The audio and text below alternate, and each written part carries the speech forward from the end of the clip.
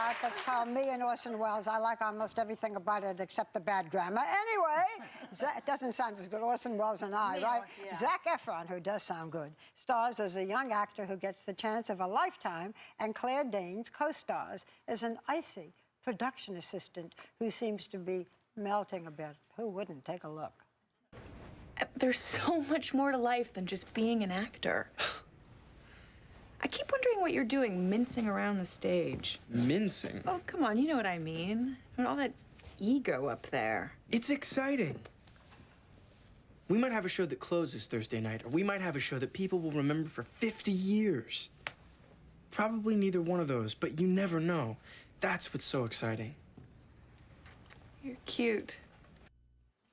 Yes, isn't he? Please welcome Zac Efron, and she's pretty cute herself, Claire Danes.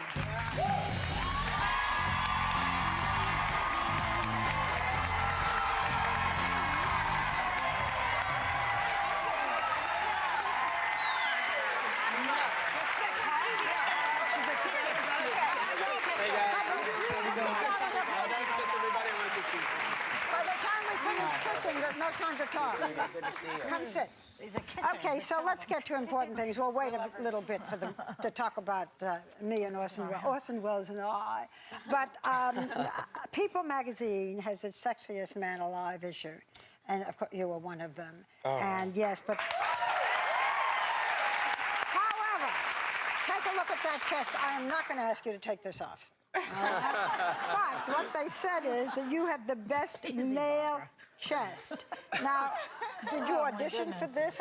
Did you know that this was going to happen? It's an intensely competitive, category to win. I had to petition. I had to get like 1,000 signatures. I was like door to door. Please, please, will you sign this? Did you show everybody your? Did you go door to door showing everybody your chest? And how did you miss my house? But Zac, it's really about what we have to know. Barbara, really. Mrs. Robinson, calm down. Yeah, because it's a very different woman than the woman who interviewed Sarah Palin. That is. Okay. But Zac, she should know that the main thing with you is the hair. It's all about the hair. And I heard you have a little secret to why the hair is so fabulous. This is getting out of hand. Yeah. No, the secret, but top secret, is it's best to shower before you go to sleep and go to bed with your hair wet, and then it wakes up. Really? A bit messier. I'm going to try that. That doesn't work for me. I would look crazy if I did that. Okay. I know that when you heard about the role, right, you were a little nervous. Yes, Correct me if I'm wrong, absolutely. to work with Claire. And then when you heard that the character actually falls for her, you thought that the nerves kind of inched up a little bit more, right? True? Well, Chest and hair was nervous. Yeah. It was because I respect her so much, and she has such an incredible body of work, and she's so amazing. I thought you say incredible body. True. Incredible body of work. Don't make them sorry they showed up today. Claire, I know you don't talk a lot about your husband, but he came here, Hugh Dancy. He was in Adam. A wonderful performance. He is at the gym on the treadmill. Girl, I mean, and you don't talk about, but I want to ask you, because he was here. So you guys got married in France in September. How you liking married life, girl? I love it, I have to say. I mean, I'm still very new at this being married business, but I don't know, there's a deep sense of security that comes with it that is really special. So when you looked at Hugh, how did you know, okay, Hugh is the one? Well, he's pretty easy to look at. He's no, but I just our friendship really deepened over time, and he's just great in every way. Can I ask you about the theater you were working in? And lots of actors believe that the theaters that they're in are haunted. Right. Is that possible that you guys were in a haunted theater? Well, they say so. They claim it's haunted, which I didn't realize until after we'd finished filming, which I'm quite grateful for, because I would have been... The theater was built, actually. Let us explain a little bit, because so far we're asking all about your sexual activities. But we haven't asking about the theater. Yeah, but let me explain why they might think it was haunted, because we haven't said what this is about. Okay? Yeah, I would have. Yeah, I would have gotten around to it. Theater? Yeah. Well, The movie. Right. Okay, the movie. It's called Me and Orson Welles, and it's from a 1937 Mercury Theater, which at that time was very famous, production of Julius Caesar, which is the movie being directed by a young Orson Welles. If you don't know who Orson Welles are, and you've seen Citizen Kane, that was a picture of him when he was young. He was one of the great genius directors, both in films and in the theater. Okay, so you play a young guy who comes and works for the great Orson Welles, and you are the production assistant. Right. I'm Orson Welles' Girl Friday. Is this part? I mean, there was a Julius Caesar. It was directed, and it was, as Whoopi talked about, in this theater. But is the rest of it true?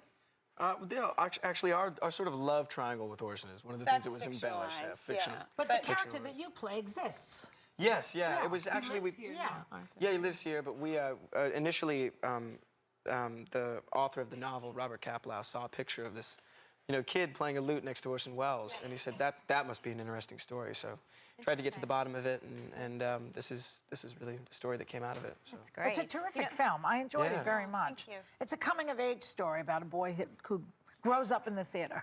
Exactly. In a week. It's amazing. It's like all the coolest moments and the best things that can happen to you with a life in the theater. I'm sure there's a lot of hoopla from the paparazzi around you, right, Zac? Because he's in that now. He's in that. It's pretty intense. Was it intense? You worked with Leonardo DiCaprio too. It's true, yeah. Was it like that for Leo too?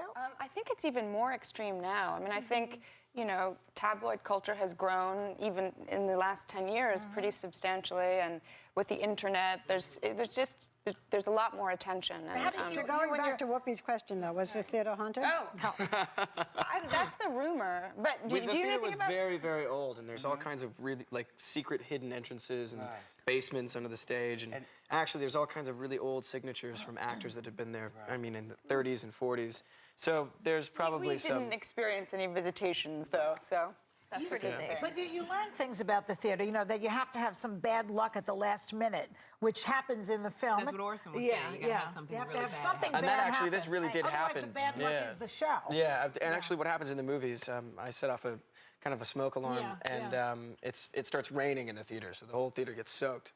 And He doesn't do what he's supposed to do, though. Yeah, who? Right?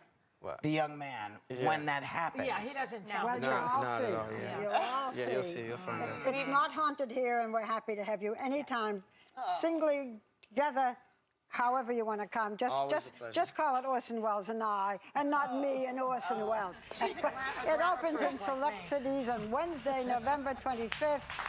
We'll see the two of them. We'll be right